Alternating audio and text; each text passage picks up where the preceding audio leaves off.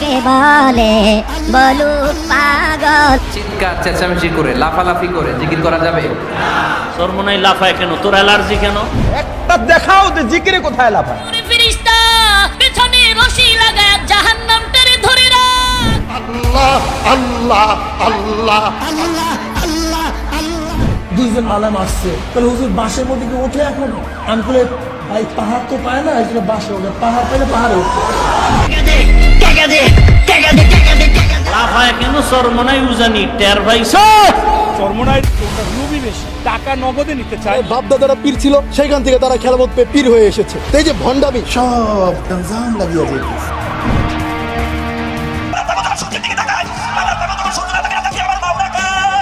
অনেক ইমানদারের অন্তরে একটা কম্পন আরম্ভ হয়।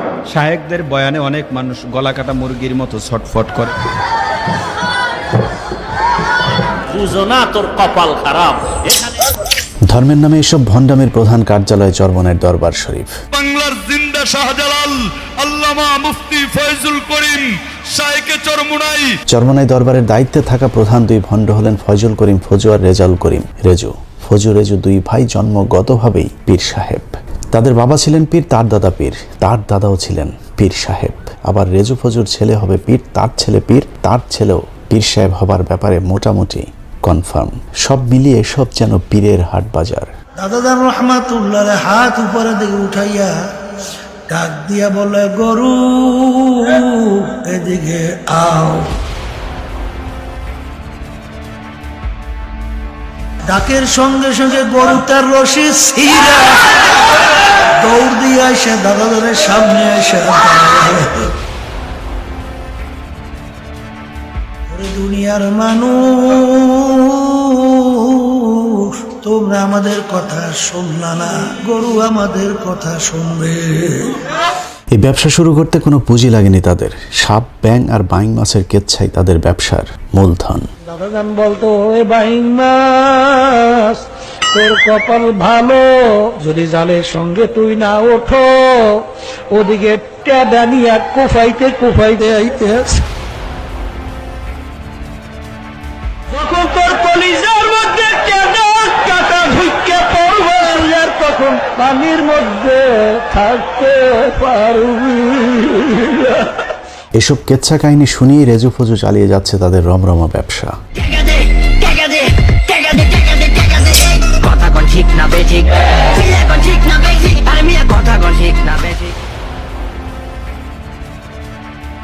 ও আমার দুনিয়াদার বাবারা, চরমোনাইতে আসছে, বাবারে নৈরাশ হইয়েন না।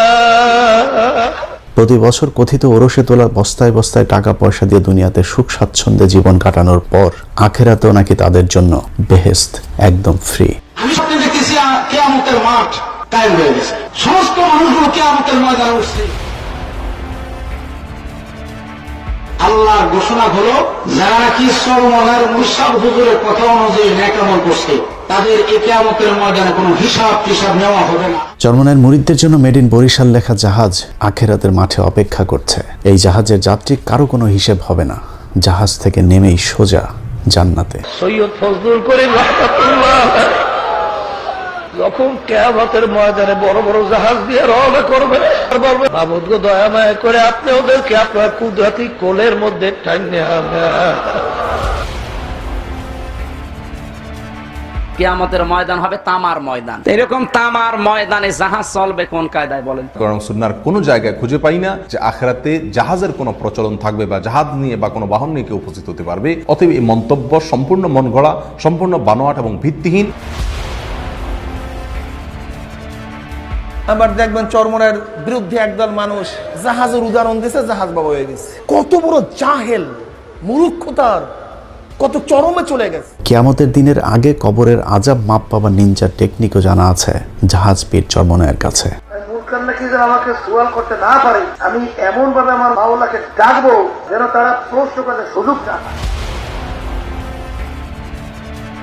মাওলাকে ডাকতে আছে যে সুযোগ না পায়। আল্লাহ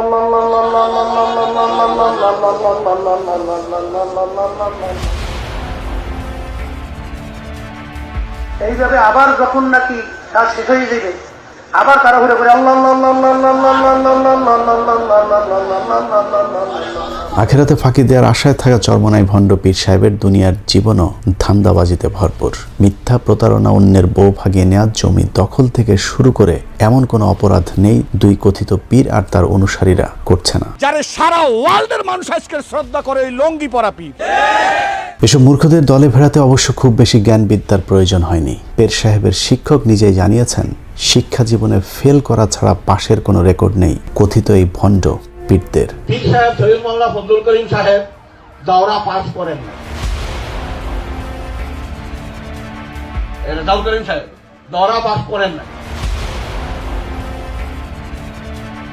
কোনদিন ফাঁসি করে নাই, দৌড়ায়ও না, নিষ্কাতেও না, দাঁড়াইও না, বক্তব্যেও না, নিচেও না, উপরেও না। প্রাতিষ্ঠানিক কোনো শিক্ষা ছাড়াই কিছু মূর্খ লোকদেরকে এরা দলে ভেড়াচ্ছে। তাদের বায়াত হন নিয়াত, মুরিদ হন নিয়াত, তারা নিয়াত করেন মুরিদ হয়ে গেলাম, বাকির নাম ফাঁকিয়া। সৈয়দ মোহাম্মদ ফাইজুল করিম খলিফা শায়খুনা মুর্শিদুনা। আজকের অনুষ্ঠানে আপনাদেরকে চরমনাইয়ের কথিত পীর ও শাহেকের ভণ্ডামির কিছু হাতে নাতে প্রমাণ দেখাবো। সৌদি আরবের মতো রাষ্ট্র বাংলাদেশের মতো একজন আসামিকে রাষ্ট্রীয় মর্যাদা দান করবে, তা চিন্তা করা যায় না। চরমনাই পীর সাহেব একবার সৌদি আরবের 5 স্টার একটি হোটেলে তাওয়াল চুরি করে ধরা পড়েছিলেন। সেই ঘটনায় তিনি গ্রেফতার হয়ে জেলেও গিয়েছিলেন। তাম দুনিয়ায় অন্তত জানে পিসাব সরবরাহ হুজুরে অন্তত চুরি করবে না। ক্যাপ্টেনরা বলছে যে স্বয়ং বাদশার পরিবারের কোন আসামি যদি এই জেলখানায় থাকে, তুমি যে সুবিধা ভোগ করছো সেই সুবিধা তারা ভোগ করতে পারে। সমস্ত মানুষের অফিসারদের আমাকে দেখার সাথে সাথে মনে হয় যেন একটা মায়া মহাব্বত সৃষ্টি হয়েছে। পরবর্তীতে তিনি ভুলক্রমে তাওয়ালটি ব্যাগে ঢুকিয়েছিলেন বলে জানালে সৌদি কোর্ট তাকে খালাস দেয়। তবে সেখানে শর্ত দেয়া হয়েছিল ফয়জুল করিম 10 বছরের মধ্যে আর সৌদিতে যেতে পারবেন না। আল্লাহ পাক রব্বুল আলামিন ইজ্জতের সাথে আপনাদের কাছে নিয়ে আসবে, অংশে ভাবতেও পারতাম। আমি জেনে কি সেখান থেকে চলে আসছি, ক্যাপ্টেনটা পর্যন্ত চোখের পানি ফেলায়। সেই ঘটনাটিকে তিনি দেশে ফিরেই গরু ছাগলের কেচ্চার মতো করে সাজিয়ে তার মূর্খ ভক্তদের সামনে পেশ করেন। আর ভক্তরাও শুনে শুনে হাই পিসাব বলে আওয়াজ তুলতে থাকেন। একটা মন্ত্রণালয়ের মেহমান আমি ছিলাম, মদিনায় 5 স্টার হোটেলে ছিলাম, মক্কার মধ্যে 5 স্টার হোটেলে ছিলাম।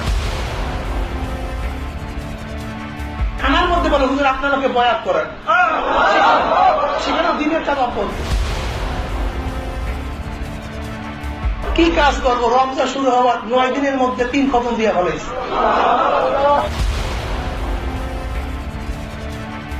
অনেক সময় অনেক রাতে 100 টাকা পর্যন্ত নামাজ পড়তাম। ওই অনুষ্ঠানে তিনি দাবি করেন জেলের ভেতরে সবাই তাকে খুব সম্মান দিয়েছে, বাড়ি থেকে খাবার আনার সুযোগ দিয়েছে, ভেতরে বয়ান করার সুযোগও নাকি তিনি পেয়েছিলেন। এমনকি জেল কর্মকর্তা, পুলিশের অফিসার থেকে শুরু করে সকলের সাথে তার নিয়মিত কথাবার্তা হতো। আল্লাহ পাক রব্বুল আলামিন আমাকে সেই জেলখানায় প্রতিদিন বাসার খানা খাওয়াইছে, প্রতিদিন খবর আদান প্রদান আমি করতে পারছি। মন্ত্রী বারবার আমার কাছে বলছে আমরা লজ্জিত, তোমার এই ব্যাপারটা খোঁজ কিং সালমান পর্যন্ত সে দুঃখ প্রকাশ করছে। কিং পরিবারের ছেলেটার নাম হলো ফয়সাল, টেলিফোন নাম্বার দিল যে তুমি আমার ভাই আব্দুল্লাহকে শুধু এই কথাটুকু বলবা, সরাসরি সে যেন কিং ফয়সালের সাথে আলোচনা করে। এবার প্রশ্ন হলো, সৌদি প্রশাসনের সাথে নিয়মিত এমন আলাপচারিতার জন্য তো আরবি জানতে হবে, কিন্তু চরমনাইয়ের কথিত শাহেক আরবিতে কথা বলতে জানেন কিনা তার প্রমাণ দেখি চলুন। তার নজরে কোনো এখানে শিরক বিদআত বা শরীয়তের খেলাফ কোনো নজর বা কোনো দৃষ্টি পড়ছে কিনা? يقول هذا رأيت خلاف الشرع من الشرك والبدعة وغيرها. ما رأينا شيء ولا سؤال ما رأينا أي مخالفة للشرع. শিরক বিদআতের মধ্যে জানিয়ে শুনিয়ে জড়িত হবে যে আল্লাহকে ভয় দিলে কিভাবে ধারণা করতে পারে? وكيف أخبر عنا بالشرك وأنتم صدقتم هذا الكلام؟ ما كنا ندري ما عندنا معلومات يعني عن সম্প্রতি একটি ভিডিওতে দেখা যায় চরমনাই পীর সাহেব একজন আরাবিয়ান লোকের সাথে দোভাষীর সাহায্যে কথা বলছেন। এমনকি খুব ছোট ছোট বাক্য তিনি দোভাষীর সাহায্য ছাড়া বলতে পারছিলেন না। আমরা তো প্রথম স্টেজ নিয়ে আসছি, কিন্তু দ্বিতীয় তৃতীয় স্টেজ নিয়ে আমাদের আলোচনা খুবই কম হয়। এখন প্রশ্ন হলো, সৌদি জেলখানার ভেতরে থাকা অবস্থায় তিনি এত আরবি এক্সপার্ট কিভাবে হয়ে গিয়েছিলেন। সৌদি আরব আসবেন, জীবনে কোনদিন পাসপোর্ট আপনার লাগতো না, জীবনে কোনদিন বিমানের টিকিট আপনার লাগতো না,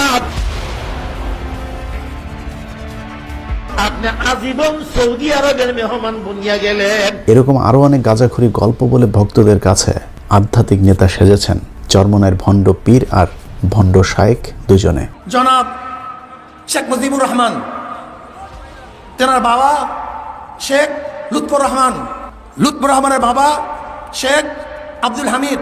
কিছুদিন আগে আওয়ামী লীগের চামচামো করতে গিয়ে চরমনাইয়ের ভণ্ড শায়েক শেখ মুজিবুর রহমান সম্পর্কে ভুয়া এক পরিচয় তুলে ধরেন, যেখানে তিনি দাবি করেন শেখ মুজিবের পূর্বপুরুষ শেখ আওয়াল 1463 সালে ইরাক থেকে এসেছিলেন এবং শেখ আওয়াল হচ্ছেন হযরত বাইজিদ বুস্তামির শাগরেদ, অর্থাৎ বাইজিদ বুস্তামির সাথে তার সংস্পর্শে যাওয়ার সুযোগ হয়েছে। শেখ আব্দুল আউয়াল যিনি ইরাক থেকে এসেছিলেন, তিনি বাইজিদ বুস্তামি রহমতুল্লাহ আলাইহির একজন শাগরেদ ছিলেন, তেনারই বংশধর। দরবেশ আব্দুল আউয়াল 1463 ঈসাই সালে এই বাংলাদেশে এসেছিলেন। এবার চলুন দেখা যাক কতটা ডাহা মিথ্যা এই তথ্য। উইকিপিডিয়ার তথ্য অনুযায়ী বাইজিদ বুস্তামি মারা যান 874 সালে, আর মজুপীরের বক্তব্য অনুযায়ী তার শাগরেদ বাংলাদেশে আসেন 1463 সালে। তাহলে বাইজিদ বুস্তামির শাগরেদ 600 বছর পর কিভাবে জীবিত থেকে বাংলাদেশে আসলেন? বাইজিদ বুস্তামি রহমতুল্লাহ আলাইহির একজন শাগরেদ ছিলেন 1463। আসলে এই সবই মিথ্যা, বানোয়াট, প্রতারণা। আপনি যদি চরমনাই প্রস্রাবের নিজের বাবা দাদার নাম জিজ্ঞেস করেন, তারপরেও তিনি 3 পুরুষের উপরে যেতে পারবেন না। আর শেখ মুজিবের জন্ম পরিচয় তো এমনিতেই ভেজাল যুক্ত। শেখ সাহেবুত তাশরীরা ধর্ম প্রচারক ছিলেন। আল্লাহ আল্লাহ আল্লাহ আল্লাহ আল্লাহ আল্লাহ। চরমনাইয়ের মাহফিলগুলোতে যে অসভ্য লাফালাফি চলে তা নিয়েও নিজেদের মতো মন গড়া ব্যাখ্যা দিয়ে যাচ্ছেন চরমনাইয়ের কথিত আলেমরা। বাস্তবে এসব লাফালাফি শুধুই ভণ্ডামি ছাড়া আর কিছুই না।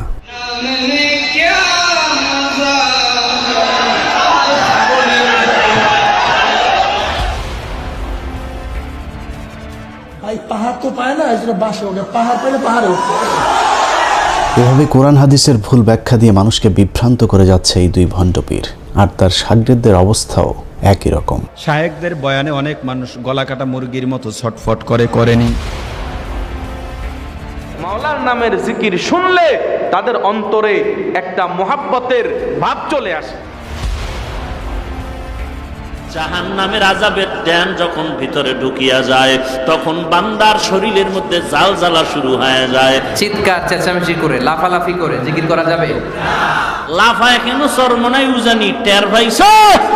যিনি জিকির পরিচালনা করতেছেন ওনার ঘাড়ে ওঠা যাবে। আহাম্মক মূর্খ! ভণ্ডামি করে কোটি কোটি টাকার মালিক হয়ে ভণ্ডদের এখন ক্ষমতা লাভের স্বাদ জেগেছে।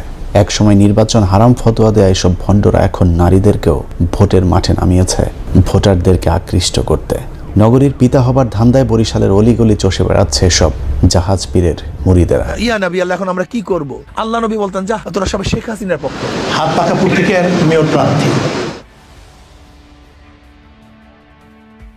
অন্তত চুরি করবে না, ডাকাতি করবে না। সিটি মেয়র নির্বাচন, তারা নির্বাচনে যাচ্ছে, আমরা ধিক্কার জানাই। সম্প্রতি দেশের প্রায় সব ইসলামী দল যখন শেখ হাসিনার অধীনে যে কোনো নির্বাচন বয়কটের ডাক দিয়েছে, তখন চরমনাই পীর সাহেব ভোটচোর সরকারের বৈধতা দিতে তাদের পাশে গিয়ে দাঁড়িয়েছে। যার কোনো বিকল্প নাই, শেখ চরমনাই, বরিশালের মেয়র চাই, শেখ চরমনাই। আমাদের সূত্র জানিয়েছে, বরিশাল সিটি কর্পোরেশন নির্বাচনে ফয়জুল করিমকে আগে থেকে নির্বাচনে জয়ের ব্যাপারে আশ্বাস দেওয়া হয়েছে, যে কারণে তাদের দলের কেন্দ্রীয় সর্বোচ্চ নেতা হবার পরেও তিনি সিটি কর্পোরেশনে মেয়র পদে প্রতিদ্বন্দ্বিতা করছেন। আপনি যদি হাত পাখা পূর্তিকে ভোট দেন, তাহলে ভোটটা পাবে আল্লাহর নবী।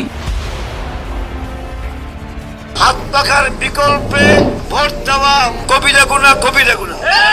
সূত্র আরো জানিয়েছে, হাসিনা এক ঢিলে 3 পাখি মারবার টার্গেট নিয়েছে। একদিকে শেখ পরিবারের সদস্য বরিশালের ত্রাস সাদিক আব্দুল্লাহকে মনোনয়ন না দিয়ে আওয়ামী লীগের যে প্রার্থীকে মনোনয়ন দেওয়া হয়েছে তাকে খুশি করা হয়েছে। স্থানীয় আওয়ামী লীগ মনে করছে শেখ হাসিনা যোগ্যতার প্রশ্নে নিজের পরিবারের মানুষকেও ছাড় দেন না। অন্যদিকে চরমনাইকে জিতিয়ে সবাইকে বোঝানো হবে দেশে নিরপেক্ষ নির্বাচন হচ্ছে, অতএব শেখ হাসিনার অধীনে সুষ্ঠু নির্বাচন হওয়া সম্ভব। আমি প্রথম বস্তিবাসীদের উন্নয়ন করব, বাচ্চা প্রসাবের জন্য সিটি কর্পোরেশন সমস্ত দায় দায়িত্ব গ্রহণ করবে। সূত্র জানিয়েছে, আওয়ামী লীগ প্রার্থীকে যেহেতু পাশ করানো হচ্ছে না, সে কারণে সাদিক আব্দুল্লাহকে কৌশলে মনোনয়ন দেওয়া হয়নি। মূলত চরমনায়ের কথিত পীর ও শায়েক দুটোই সরকারের বরিশাল প্রতিনিধি। এদের কাজ শুধুই মানুষকে বিভ্রান্ত করা, আর যারা কোরআনের আসল ব্যাখ্যা বিশ্লেষণ করে তাদের বিরুদ্ধে ফতোয়া দেয়া। কিছু ইংলিশ ফিংলিশ পড়িয়া, বাংলা টাংলা পড়িয়া বাস ফতুয়া দেওয়া শুরু করছে। জাহেল, গন্ডমূর্খ। জাকির নায়ক সাহেব তো একজন গবেষক মানুষ, ভালো কথা বললেই তোমরা বলবে হিংসা করে না। আল্লাহর কসম করে বলি, কারোর সাথে আমাদের হিংসা নাই। তো কোন বক্তাদের বয়ান শুনবেন তাও চিন্তা করেন। বর্তমান পৃথিবীর সর্বশ্রেষ্ঠ আলেম ডক্টর জাকির নায়কের বিরুদ্ধেও এই চরমনায়ের ভণ্ডরাই বিভ্রান্তি ছড়ায়। জাকির নায়ক সাহেব কাজ বাদ দিয়া ওয়াকাজের মধ্যে যখন লিপ্ত হয়ে গেছে, তখন ধিক্কারে পাত্র হয়ে গেছে। ডক্টর জাকির নায়কের বিরুদ্ধে তাদের এই ফতোয়াবাজির কারণ একটাই, তা হলো তাদের বেদাতি ব্যবসায় ঘাটতি। স্বার্থের প্রশ্নে এরা নিজের ভাইকেও ছাড় দেয় না। ক্ষমতা দেখিয়ে নিজের অন্য ভাইদের জমি দখল করে নিয়েছে রেজু ফজু দুই পীর সাহেব। 33 জনের বিরুদ্ধে মামলা ও চরমনাই পীর সাহেবের বিরুদ্ধে সম্পত্তি আত্মসাতের মামলা শিরোনামে সংবাদ প্রকাশিত হয়েছে, যা আমাদের দৃষ্টিগোচর হয়েছে। যদি পেয়েও থাকে, সেই জায়গা পাওয়া নেওয়া দেওয়ার জায়গা তো প্রিন্ট মিডিয়া না, সোশ্যাল মিডিয়া না। যাদেরকে গরু, ছাগল, কুকুর, বাঘ আর জাহাজের গল্প শুনিয়ে বস্তা ভর্তি টাকা কামানো হচ্ছে, তাদের বিপদেও কখনোই কাজে আসে না সারাক্ষণ দান খয়রাতের কথা বলে মানুষের পকেট কর্তনকারী পীর সাহেবেরা। চরমনাইতে আসছে, বাবারে নৈরাশ হইয়েন না। গত বছর একটা রিপোর্টে দেখলাম, এক মাহফিলে তার 3 কোটি টাকা কালেকশন হয়েছে। এটা হয় না? তো এত কোটি টাকা কই যায়? মার্কেট করে। আমি কয়েকদিন আগে রাজনীতি কিশোর সামনাসামনি কথা বলছি, ভাই আমি চেক আপ করতে পারি না, আমার কিছু সহযোগিতা দিয়ে। 1 টাকাও দেয় না আপনারে রেজাল্ট করি।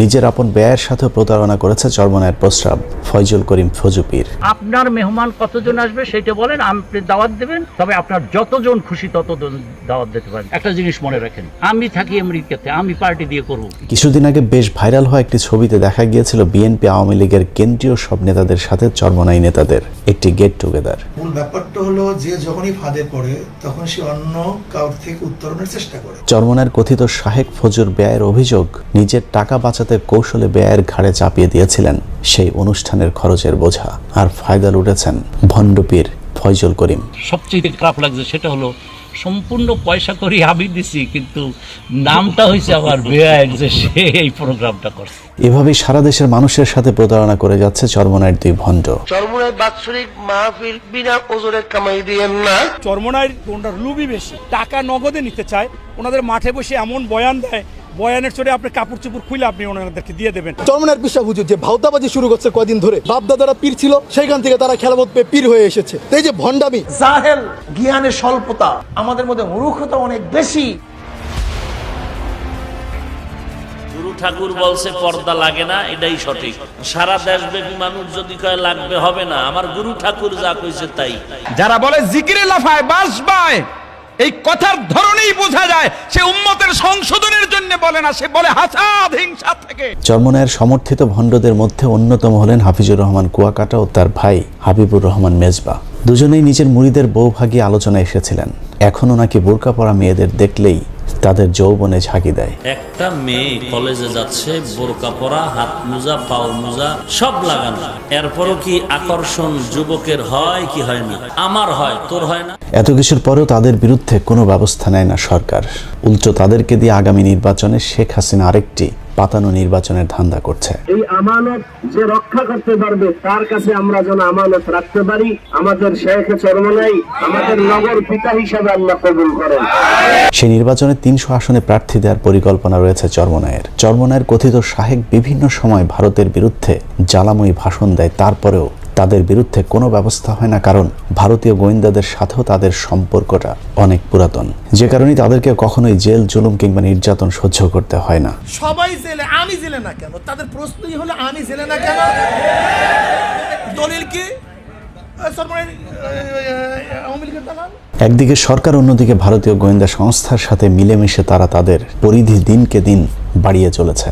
তাদের সহায়তায় সরকারি জায়গা দখল করে মসজিদ, মাদ্রাসা বানিয়ে চরমনাই পন্থী মানুষের সংখ্যা বাড়ানোর চেষ্টা করছে চরমনাই পীর সাহেবেরা। এসব মসজিদ, মাদ্রাসাগুলোতে ছোট ছোট বাচ্চাদের ব্রেন ওয়াশ করে কোরআন হাদিসের ভ্রান্ত ধারণা শিক্ষা দেওয়া হচ্ছে। এসবের মাধ্যমে শিরক বেদাতের পথে ঠেলে দিচ্ছে দরিদ্র ছোট ছোট এসব শিক্ষার্থীদের। তবে একটু আমরা দেখি পীর সাহেব কি বলে। পৃষ্ঠা নম্বর 35 তিনি লিখছেন, দেখেন, কামেল পীরের আদেশ পাইলে নাপাক শারাব দ্বারা যাই নামাজ রাঙিয়ে তাহাতে নামাজ পড়ো। শরীয়তে কামেল পীর সাহেব যদি এমন কোন হুকুম দেন যা প্রকাশ্য শরীয়তের খেলাফ হয়, তবুও তুমি তাহা নিরাপত্তিতে আদায় করিবে। তাদের লেখা বই কিংবা ধর্মীয় আলোচনায় শুধুই বাবা হুজুর দাদা হুজুরদের আধ্যাত্মিক গাঁজাখুরি সব গল্প শোনানো হয়, অথচ বর্তমান পীরের মজেজা দেখানোর কোনো ক্ষমতা নেই। মুসলিম উম্মার মধ্যে যারা এরকম বিভ্রান্তিকর আকীদা সৃষ্টি করছে, আল্লাহ সুবহানাহু ওয়া তাআলা এই সব ব্যক্তিকে তুমি হেদায়েত দান করে সকলে বলি আল্লাহুম্মা আমিন। চরমনায়ের এসব ভণ্ডামি থামানোর এখনই সময়। কওমি আলেমদেরকেও এ ব্যাপারে পরিষ্কার ব্যাখ্যা দিতে হবে। ওয়াজের নামে শুধু নারীদের পর্দা, সুদ, ঘুষ আর বেহেশতের হুরদের আলাপের পাশাপাশি এসব বদমাইশদের ব্যাপারে পরিষ্কার ব্যাখ্যা দিতে হবে আলেমদেরকেই।